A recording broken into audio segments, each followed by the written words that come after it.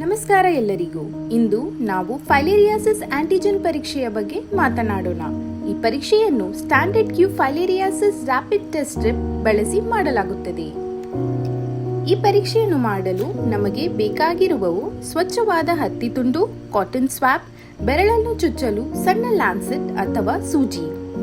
ಫೈಲೇರಿಯಾಸಿಸ್ ಪರೀಕ್ಷಾ ಕಿಟ್, ಇದರಲ್ಲಿ sample collector, buffer ದ್ರವಣ ಮತ್ತು ಟೆಸ್ಟ್ ಸ್ಟ್ರಿಪ್ ಇರುತ್ತದೆ. ಈ ಸ್ಟ್ರಿಪ್ನಲ್ಲಿ 2 ಭಾಗಗಳಿವೆ, ಕಂಟ್ರೋಲ್ ಲೈನ್ ಸಿ ಮತ್ತು ಟೆಸ್ಟ್ ಲೈನ್ ಟಿ. ಸಾಂಪ್ರದಾಯಿಕವಾಗಿ ಫೈಲೇರಿಯಾಸಿಸ್ ಪರೀಕ್ಷೆಯನ್ನು ರಾತ್ರಿ ರಕ್ತ ಸ್ಮಿಯರ್ ಮೂಲಕ ಮಾಡಲಾಗುತ್ತದೆ. ಆದರೆ ಈ ಪರೀಕ್ಷೆಯ ವಿಶೇಷತೆ ಏನೆಂದರೆ ಇದನ್ನು ದಿನದ ಯಾವ ಸಮಯದಲ್ಲಾದರೂ ಮಾಡಬಹುದು. ಆರೋಗ್ಯ ಕಾರ್ಯಕರ್ತರು ಮೊದಲು ನಿಮ್ಮ ಬೆರಳ ತುದಿಯನ್ನು ಸ್ಪಿರಿಟ್ ಅಥವಾ ಆಲ್ಕೋಹಾಲ್ನಲ್ಲಿ ತೊಳೆದ ಹತ್ತಿಯಿಂದ ಸ್ವಚ್ಛಗೊಳಿಸುತ್ತಾರೆ. ನಂತರ ಸಣ್ಣ ಲ್ಯಾನ್ಸೆಟ್ ಬಳಸಿ ಬೆರಳನ್ನು ಸೌಮ್ಯವಾಗಿ ಚುಚ್ಚಿ ಕೆಲವು ಹನಿಗಳ ರಕ್ತವನ್ನು ಪಡೆಯುತ್ತಾರೆ. ಈ ರಕ್ತವನ್ನು ಸ್ಯಾಂಪಲ್ ಕಲೆಕ್ಟರ್ ಮೂಲಕ ಸಂಗ್ರಹಿಸಲಾಗುತ್ತದೆ.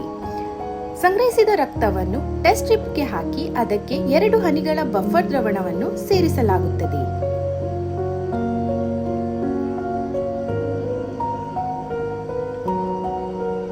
ಈ ಬಫರ್ ರಕ್ತವನ್ನು ಸ್ಟ್ರಿಪ್ನಲ್ಲಿ ಸರಿಯಾಗಿ ಹರಿಯಲು ಸಹಾಯ ಮಾಡುತ್ತದೆ ಮತ್ತು ಫಲಿತಾಂಶ ಸ್ಪಷ್ಟವಾಗಿ ಕಾಣಲು ನೆರವಾಗುತ್ತದೆ.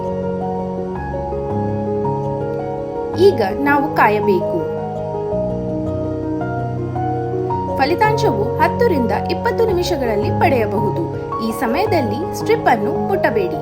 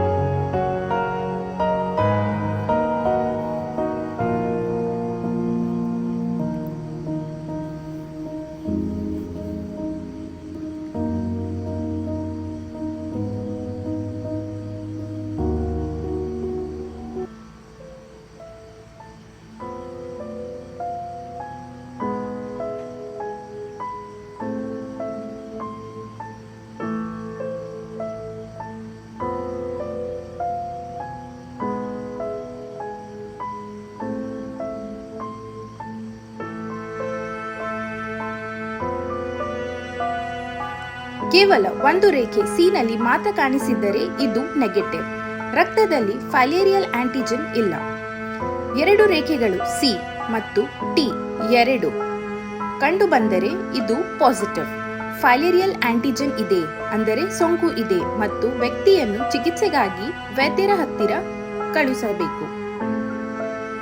ಟಿ ರೇಖೆ ಮುಂಗವಾಗಿದ್ದರೂ ಅದು ಪಾಸಿಟಿವ್ ಆಗಿಯೇ ಪರಿಗಣಿಸಬೇಕು. ಯಾವುದೇ ರೇಖೆಯು ಕಾಣದಿದ್ದರೆ, ಸಿ ಕೂಡ ಇಲ್ಲದಿದ್ದರೆ ಪರೀಕ್ಷೆ ಅಮಾನ್ಯ. ಹೊಸ ಸ್ಟ್ರಿಪ್ ಬಳಸಿ ಮತ್ತೆ ಪರೀಕ್ಷೆ ಮಾಡಬೇಕು.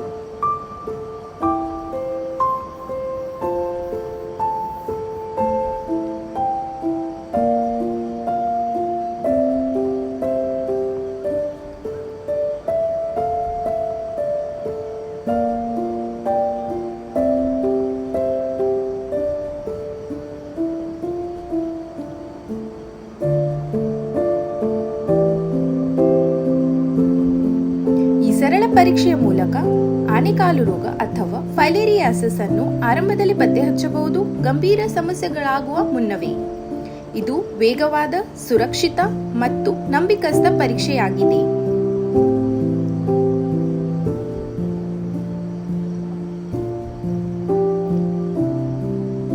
ನಾವು ಎಲ್ಲರೂ ಸೇರಿ ಫೈಲೇರಿಯಾಸಿಸ್ ಅನ್ನು ನಮ್ಮ ಸಮುದಾಯದಿಂದ ತೆಗೆದುಹಾಕೋಣ.